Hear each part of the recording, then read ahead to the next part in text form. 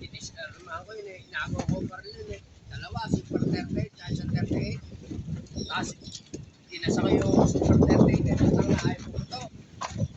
Ayaw nung inalis ko, ayaw pumutok lahat ng baril. Ayaw pumutok. Ayaw pumutok yung Super 38.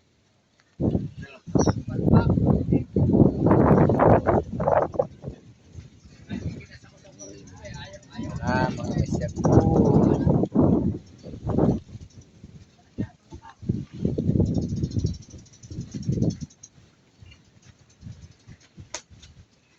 May kaya pamilya din yun, si Tom.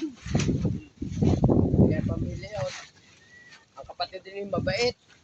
Yung may pawn shop. Lagi mahilig ako magsasanla doon sa kapatid din. Sabi ni Anita, si Juan yun ah. Si Heidi. Ano sabi ni Lagi ko Anita? sinasanla cellphone ko doon yung Lim. S73 Oh. ko. Si- Lagi ko sila sinasanla S73 ko doon eh. Ay, magkamukha naman silang dalawa eh.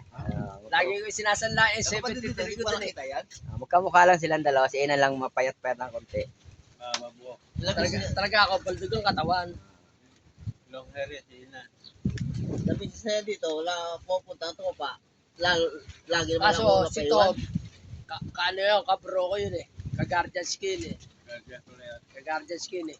Pero putang na, nung dinisarmahan ko yun at pinosas ko yun, kinasahan ko ng baril yun. Ayaw pumutok. Coffee time! Kahit anong anuhin ko, inilayo ko na ayaw pumutok. Kahit ilagay ko yung sa baril ko, ayaw pumutok ang Kape ka na bala naman, nun.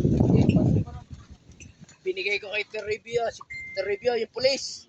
Binigay ko kay Toribio yung bala nun eh. Ayaw lahat pumutok ang bala nun. Wala sukal. Pero kung pumutok yan, putang na, patay sa anong araw na yun.